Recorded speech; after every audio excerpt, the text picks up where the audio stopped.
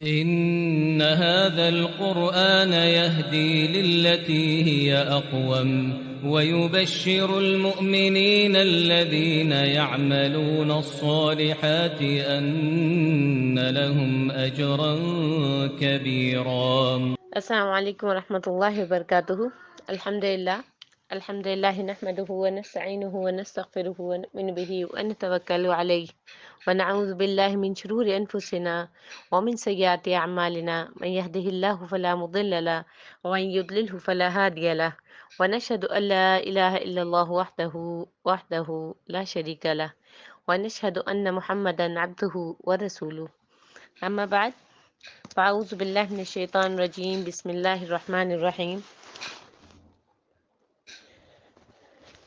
ہماری جو کل کی آیات تھیں جس میں اللہ تبارک و تعالیٰ نے کیا فرمایا تھا کہ جو جہنمی ہوں گے وہ باہم آپس میں لڑیں گے اور جھگڑیں گے، کس بات پہ؟ کہ جب اللہ تعالیٰ ان سے فرمائے گا کہ تم ان امتوں کے ساتھ آگ میں داخل ہو جاؤ، تو جو جنوں اور انسانوں کی جو امتیں ہیں جو تم سے پہلے گزر چکی ہیں ان کے ساتھ، تو جب بھی ایک امت آگ میں داخل ہوگی تو وہ اپنے جیسی اس پہ جو ان کا گروپ ہوگا اس پہ لعنت کرے گی، یہاں تک کہ جب وہ اس میں سب اکٹھا ہوں گے تو ان کی دوسری جماعت ان کی پہلی جماعت کے بارے میں کہے گی ربنا ہؤلاء اضلونا فآتہم عذابا ضعفا من النار۔ وہ کیا کہے گی کہ اللہ یہ وہ لوگ ہیں جنہوں نے ہمیں گمراہ کیا تھا، تو آپ انہیں آگ کا دگنا عذاب دیجیے، ان کو دگنا عذاب دیجیے۔ تو اللہ تعالیٰ کیا فرمائے گا کہ تم میں سے ہر ایک کے لیے دگنا عذاب ہے مگر تم نہیں جانتے۔ اور ان کی جو پہلی جماعت ہے وہ دوسری جماعت سے کہے گی تمہیں ہم پر کوئی فضیلت حاصل نہیں، چنانچہ تم اس کے بدلے میں عذاب کا مزہ چکھو جو کچھ تم دنیا میں کر کے آئے ہو۔ ٹھیک ہے، اس کے بعد اللہ تعالیٰ فرما رہے ہیں یہاں پر جو جہنمیوں کا ذکر ہوا کہ جہنمی جو ہیں وہ کس طریقے سے ایک دوسرے کے اوپر لعنت کریں گے، ٹھیک ہے نا، اور ایک دوسرے سے جھگڑا کریں گے۔ اس کے بعد اللہ تبارک و تعالیٰ کیا فرما رہے ہیں کہ ان الذین کذبوا بآیاتنا واستکبروا عنہا، بے شک جن لوگوں نے ہماری آیتوں کو جھٹلایا اور ان سے تکبر کیا،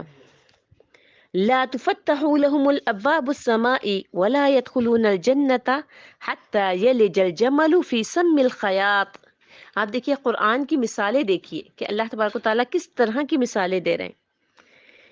کہ جن لوگوں نے ہماری آیتوں کو جھٹلایا، ان سے تکبر کیا، ان کے لیے آسمان کے دروازے نہیں کھولے جائیں گے اور نہ وہ جنت میں داخل ہوں گے یہاں تک کہ اونٹ سوئی کے ناکے میں سے گھس جائے۔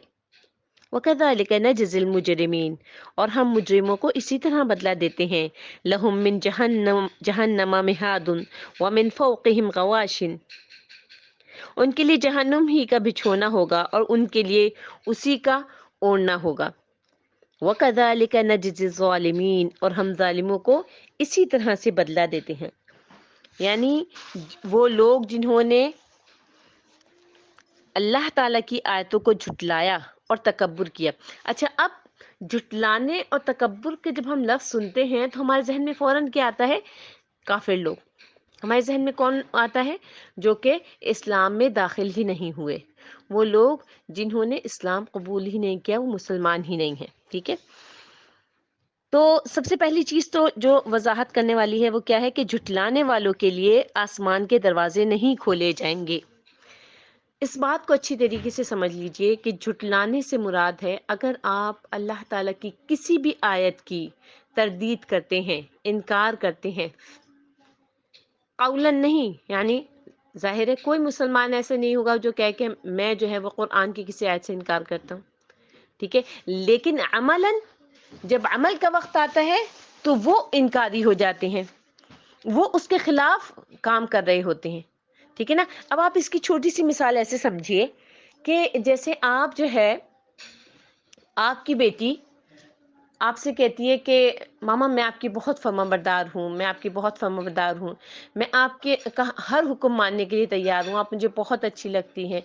یہ ساری باتیں آپ پورے دن اس سے سنتی رہتی ہیں. لیکن جب آپ اسے کسی کام کے لیے کہتی ہیں، جب آپ اسے کوئی حکم دیتی ہیں، جب آپ اسے کسی چیز سے منع کرتی ہیں، تو وہ انکاری ہو جاتی ہے. یعنی عمل کا جب وقت آتا ہے تو وہ آپ کی بات نہیں مانتی. اچھا اب بات بھی نہیں مان رہی، لیکن وہ والی اس کی بات تھی کہ میں آپ کی بہت فرما بردار ہوں، میں بہت عابدار ہوں، وہ مسلسل اس کا رٹا جاری ہے. ٹھیک ہے، تو ہم میں سے چند مسلمان ایسے ہوتے ہیں، مسلمانوں کی چند اقسام ایسی ہوتی ہے جو کہ سیم یہی کام کر رہے ہوتے ہیں.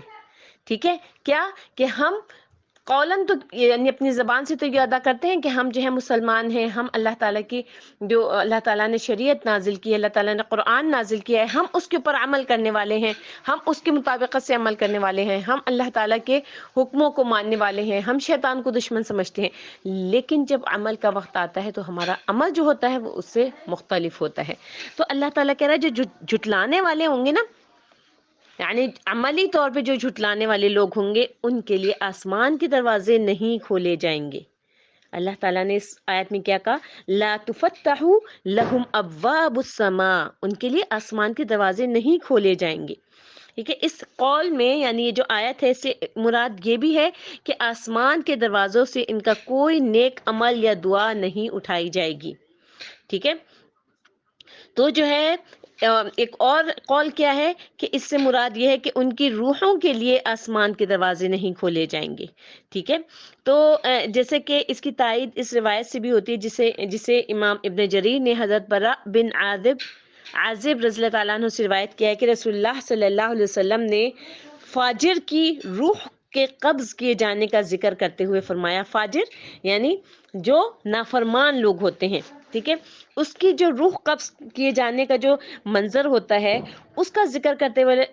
نبی کریم صلی اللہ علیہ وسلم نے فرمایا کہ اسے آسمان کی طرف لے جایا جاتا ہے، موت کے فرشتے اسے لے کر اوپر جاتے ہیں، اور فرشتے جس جماعت کے پاس سے بھی گزرتے ہیں تو وہ جماعت کہتی ہے کس قدر خبیث ہے یہ روح. فرشتے انہیں بتاتے ہیں کہ فلاں انسان کی روح ہے، اور وہ اس کا وہ بدترین نام لیتے ہیں جس کے ساتھ اسے دنیا میں بلایا جاتا تھا، حتیٰ کہ فرشتے اس کی روح کو لے کر آسمان تک پہنچ جاتے ہیں. وہ آسمان کے دروازے کھلواتے ہیں مگر اس کے لیے آسمان کے دروازوں کو نہیں کھولا جاتا. پھر نبی کریم صلی اللہ علیہ وسلم نے یہ بیان کرنے کے بعد اس آیت کی تلاوت کی، اس آیت کریمہ کو پڑھا، لا تفتح لهم ابواب السماء ولا يدخلون الجنة حتى يلج الجمل في سم الخياط. نہ ان کے لیے آسمان کے دروازے کھولے جائیں گے اور نہ وہ جنت میں داخل ہوں گے یہاں تک کہ اونٹ سوئی کے ناکے میں سے نہ گھس جائے. ٹھیک ہے، اچھا یہ بات آپ کے سمجھ میں آئی کہ جو ہے جو ابن جریج نے اس آیت کریمہ کی جو تفسیر میں فرمایا نا کہ ان کے اعمال اور ان کی روحوں کے لیے آسمان کے دروازے نہیں کھولے جائیں گے. ٹھیک ہے، تو یہ والی بات ہے کہ حتی یلج الجمل فی سم الخیاط، یہ آپ کے سمجھ میں آئی کہ کس طریقے سے کہ اور وہ جنت میں داخل نہیں ہوں گے یہاں تک کہ اونٹ سوئی کے ناکے میں نہ گھس جائے. تو اس سے جمل کی تفسیر میں ایک قول تو یہ ہے کہ اس سے مراد اونٹ ہی ہے، ظاہر ہے. ٹھیک ہے، ابن مسعود فرماتے ہیں کہ اس سے مراد اونٹ ہے، جو اونٹنی کا جو جب بچہ بڑا ہو جاتا ہے پورے اپنے قد و کاٹ کے ساتھ، ٹھیک ہے، تو جو ہے اس کے لیے جو ہے اللہ تعالیٰ نے، جیسے کہ ہم اپنی اردو میں مثال اور محاورے استعمال کرتے ہیں، اس طریقے سے یہ جیسے کہ ہم اردو میں یہ کہیں کہ یہ کام ہرگز نہیں ہو سکتا حتیٰ کہ یہ قیامت آ جائے. یعنی کہ ہم نے ایک ایسی بات کہہ دی جس کے لیے ہمیں پتا ہے کہ ابھی یہ کام بہت دور ہے، یا کوئی ناممکنات میں سے جو بات ہوتی ہے وہ بات ہم کہہ کے اور پھر کہیں کہ یہ کام ہرگز نہیں ہو سکتا. اسی طرح سے اللہ تعالیٰ نے یہ مثال دی ہے کہ جو اونٹ ہے وہ ظاہر آپ کو پتا ہے کہ سائز میں کتنا بڑا ہوتا ہے، اور جو سوئی کا جو سوراخ ہوتا ہے جس میں دھاگا ڈالا جاتا ہے اس کو کہتے ہیں سم الخیاط، یعنی سوئی کا ناکا، جو اردو میں سوئی کا ناکا جس کو کہا جاتا ہے. تو اللہ تعالیٰ کیا کہہ رہے ہیں کہ اگر اونٹ جو ہے سوئی کے ناکے میں سے گزر جائے تو شاید یہ لوگ جنت میں داخل ہو جائیں، لیکن چونکہ اونٹ جو ہے وہ سوئی کے ناکے سے گزر ہی نہیں سکتا، یہ ممکن ہی نہیں ہے، تو اسی طریقے سے وہ لوگ جو اللہ تعالیٰ کی آیتوں کا انکار کرتے ہیں، وہ لوگ جو اللہ تعالیٰ کی آیتوں کا مذاق اڑاتے ہیں، وہ لوگ جو کہ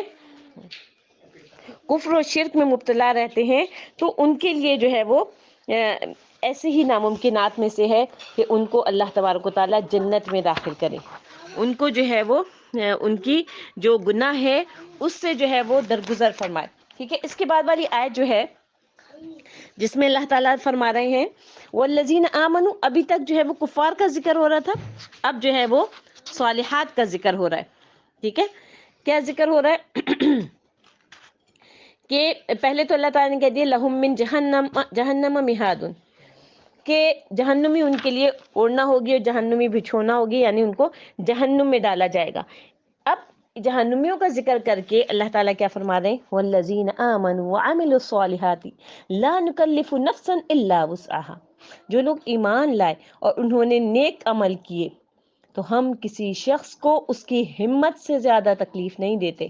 یہ ایک بہت بیسک پوائنٹ ہے اسلام کا، بہت ایک بنیادی اساس ہے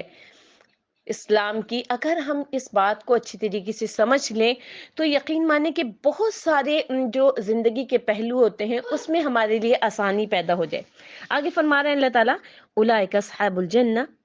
یہی لوگ ہیں جو جنت میں جانے والے ہیں، ہم فیہا خالدون، وہ اس میں ہمیشہ رہیں گے. اللہم اجعلنا منہم، اے اللہ ہم سب کو ان لوگوں میں شامل کر دیجیے گا. آگے فرمایا وَنَزَعْنَا مَا فِي صُدُورِهِمْ مِنْ غِلٍّ تَجْرِي مِنْ تَحْتِهِمُ الْأَنْهَارُ،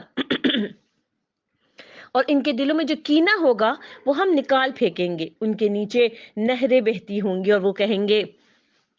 کیا کہیں گے وَقَالُوا الْحَمْدُ لِلَّهِ الَّذِي هَدَانَا لِهَذَا، یعنی جنت میں جانے کے بعد بھی شکر کس کا ادا کیا جا رہا ہے؟ یہ نہیں کہ ہم اچھے اعمال کیے تھے، ہم نے اپنے اوپر جبر کیا تھا، ہم نے اپنے اوپر اپنے آپ کو روکے رکھا گناہوں سے، بلکہ کیا کہا جا رہا ہے اللہ تعالیٰ کے لیے تعریفیں ہیں جس نے ہمیں یہ سیدھی راہ دکھائی. وَمَا كُنَّا لِنَهْتَدِيَ لَوْلَا أَنْ هَدَانَا اللَّهُ، اور اگر یہ بات نہ ہوتی کہ اللہ نے ہمیں ہدایت دی تو ہم ہرگز ایسے نہیں ہوتے. یعنی اگر ہم آج جنتی ہیں تو یہ اللہ تعالیٰ کی طرف سے ہدایت ہے ہمارے لیے. لَقَدْ جَاءَتْ رُسُلُ رَبِّنَا بِالْحَقِّ، بلا شبہ ہمارے رب کے رسول حق لے کر آئے تھے. وَنُودُوا أَن تِلْكُمُ الْجَنَّةُ أُورِثْتُمُوهَا بِمَا كُنْتُمْ تَعْمَلُونَ، اور انہیں آواز دی جائے گی کہ یہ ہے وہ جنت جس کے تم ان اعمال کے بدلے میں وارث بنا دیے گئے ہو. کون سے اعمال؟ جو تم کرتے تھے. بما کنتم تعملون، یعنی جو نیک لوگ ہوں گے ان کا حال اور ان کا انجام جو ہے وہ اللہ تعالیٰ بیان کر رہا ہے. یعنی جب بدبخت لوگوں کا ذکر کیا تو اب اس کے بعد سعادت مند لوگوں کا ذکر ہو رہا ہے کہ جو لوگ ایمان لائے اور نیک عمل کرتے رہے، یعنی جن کے دل ایمان لے آئے اور انہوں نے اپنے اعضاء کے ساتھ نیک عمل کیے، تو یہ لوگ ان کے برعکس ہیں جنہوں نے اللہ تعالیٰ کی آیات کا کفر کیا اور انکار کیا. تو ساتھ ہی اللہ تعالیٰ نے کیا فرما دیا کہ ایمان اور اس کے مطابق سے عمل بہت آسان ہے. اللہ تعالیٰ کہہ رہے ہیں والذین آمنوا وعملوا الصالحات لا نکلف نفسا الا وسعها. اللہ تعالیٰ نے، جو میں نے ابھی آپ کو کہا نا کہ یہ ایک بنیادی نقطہ ہے زندگی کو گزارنے کا، کہ اللہ تعالیٰ کہتے ہیں کہ ہم کسی شخص کو اس کی طاقت سے زیادہ تکلیف نہیں دیتے. ٹھیک ہے، تو جیسے کہ صحیح بخاری میں حضرت ابو سعید خدری سے روایت ہے کہ نبی کریم صلی اللہ علیہ وسلم نے فرمایا کہ جب مؤمن جو ہے دوزخ سے نجات پا جائیں گے، یعنی دوزخ سے ان کی نجات ہو جائے گی، تو انہیں دوزخ اور بہشت کے درمیان ایک پل پر کھڑا کیا جائے گا. وہ آپس میں ان زیادتیوں کا بدلہ لے لیں گے جو دنیا میں انہوں نے ایک دوسرے پر کی تھی، یہاں تک کہ جب انہیں پاک صاف کر دیا جائے گا تو پھر جنت میں داخل ہونے کی اجازت دے دی جائے گی. اس ذات کی قسم جس کے دست مبارک میں محمد صلی اللہ علیہ وسلم کی جان ہے، جنتی اپنے جنت کے گھر کو دنیا کے گھر سے کہیں زیادہ اچھی طریقے سے پہچانتا ہوگا. اچھا، اب یہ جو یہ ہے نا وَنَزَعْنَا مَا فِي صُدُورِهِمْ مِنْ غِلٍّ، اس کی تفسیر میں سدی فرماتے ہیں کہ اہل جنت کو جب جنت کی طرف لے جایا جائے گا تو وہ جنت کے دروازے پر ایک ایسا درخت پائیں گے جس کے تنے کے پاس 2 چشمے ہوں گے، وہ ان میں سے ایک چشمے کا پانی پئیں گے تو ان کے سینوں کا تمام کینہ جاتا رہے گا اور یہی شراب طہور ہے، اور دوسرے چشمے کے پانی سے وہ غسل فرمائیں گے تو اس سے ان کے چہروں پر راحت اور تازگی پھیل جائے گی، تو اس کے بعد کبھی بھی پھر ان کے چہروں پر کسی قسم کا کوئی میل کچیل نظر نہیں آئے گا۔ یعنی اللہ تبارک و تعالیٰ ان کو پاک صاف کر دیں گے۔ اب دیکھیں یہ جنتیوں کے لیے کہا جا رہا ہے، اس کا کیا مطلب ہے کہ جب تک وہ جنتی دنیا میں تھے ان سے بھی غلطیاں ہوتی تھیں، ان سے بھی قصور ہوتے تھے، وہ بھی لوگوں کے پر زیادتی کر گزرتے تھے، لیکن کیا ہوتا تھا کہ وہ اللہ تعالیٰ کی طرف رغبت کرنے والے ہوتے تھے۔ جیسے ہی ان سے کوئی غلطی ہوتی تھی ان کو احساس ہوتا تھا، وہ فوراً استغفار پڑھتے تھے، فوراً رجوع کرتے تھے، اللہ تعالیٰ کی طرف رجوع کر لیتے تھے، ٹھیک ہے نا۔ تو اس سے کیا پتہ چلتا ہے کہ جنت میں جانے کے لیے سب سے پہلے تو اعمال تو ضروری ہیں، لیکن اعمال جو ہیں وہ یہ نہیں ہے کہ وہی اصل چیز ہے، کیونکہ اگر ہم ساری زندگی بھی بہت اچھی طریقے سے اللہ تعالیٰ کی طرف رغبت کرنے والے سارے اعمال کرتے رہیں، لیکن اگر ہمارے ساتھ اللہ تعالیٰ کی رحمت نہیں ہوگی تو پھر جو ہے وہ نیک عمل جو ہے وہ ہمارے لیے کچھ بھی فائدہ مند نہیں ہوگا۔ تو اس لیے اللہ تعالیٰ سے اس کی رحمت مانگا کیجیے، اللہم انی اسألک برحمتک التی وسعت کل شیء ان تغفر لی ذنوبی، کہ اللہ میں آپ سے آپ کی رحمت کا سوال کرتی ہوں، ٹھیک ہے۔ تو جب اللہ تعالیٰ کی رحمت ہوگی تو چونکہ اللہ تعالیٰ نے ہمیں انسان بنایا ہے، نام ہمارا رکھا ہے انسان، ہم نسیان سے ہیں، ہم سے بھول چوک ہوتی ہے، غلطیاں ہوتی ہیں، اور جو ہماری فطرت میں اللہ تعالیٰ نے ایک چیز رکھ دی ہے اس کے سبب جو ہے وہ ہم جو ہے شیطان کے ٹریپ میں آ جاتے ہیں، شیطان کے شکنجے میں آ جاتے ہیں، شیطان کی چالوں کا جو ہے ہم شکار ہو جاتے ہیں۔ تو اس لیے جب ہمارے ساتھ اللہ تعالیٰ کی رحمت ہوگی تو پھر جو ہے ہمارے جو اعمال ہوں گے وہ اس کے ساتھ مل کے جو ہے وہ ہمیں جنت میں پہنچا دیں گے انشاءاللہ۔ آپ دیکھیے ایک چیز کبھی آپ نے غور کی کہ جو مسجد میں جانے کی دعا ہے وہ کیا ہے؟ اللہم افتح لی ابواب رحمتک، ٹھیک ہے، اللہم انی اسألک من فضلک، ٹھیک ہے، یہ 2 دعائیں نا، ایک جانے کی اور ایک آنے کی، ٹھیک ہے۔ اب ہم کہہ رہے ہیں اللہم افتح لی ابواب رحمتک، یعنی ہم آپ کی گھر میں جب آئے ہیں تو ہمارے لیے رحمت کے دروازے کھول دیجئے، ٹھیک ہے۔ اب ہمارے لیے رحمت کے دروازے کھل گئے، اب ہم مسجد سے باہر نکل رہے ہیں، دنیا کی طرف پلٹ رہے ہیں، دنیا کی طرف جا رہے ہیں، تو ہم کیا مانگ رہے ہیں؟ اللہم انی اسألک من فضلک، یا اللہ میں تجھ سے تیرے فضل کا سوال کرتی ہوں کہ اب مجھے دنیا میں رہنے کے لیے بہت ساری چیزوں کی ضرورت ہے، کھانے پینے کی بھی ضرورت ہے، بہت ساری اپنے جسم کو آرام پہنچانے کی بھی ضرورت ہے، بہت ساری چیزوں کی ضرورت ہے، تو میں یا رب تجھ سے تیرا فضل مانگ رہی ہوں، ٹھیک ہے۔ مسجد میں جاتے ہوئے ہم نے رحمت مانگی اور نکلتے ہوئے ہم نے کیا مانگا؟ فضل مانگا اللہ تبارک و تعالیٰ کا، ٹھیک ہے۔ تو اب یہ چیز ہے کہ آپ جو ہے وہ اللہ تعالیٰ سے اس کی رحمت مانگے، اللہ تبارک و تعالیٰ سے اس کا فضل مانگیے، ٹھیک ہے۔ تو پھر اسی طرح سے یہ بھی ہے کہ اس بات کا بھی جو ہے وہ خاص طور پہ اہتمام کرنا چاہیے کہ انسان اپنے دل کو دوسروں کی کدورت سے پاک کر لے، یعنی دوسرے انسانوں کے لیے اس کے دل میں کوئی میل، کوئی ایسی بات نہ ہو، یعنی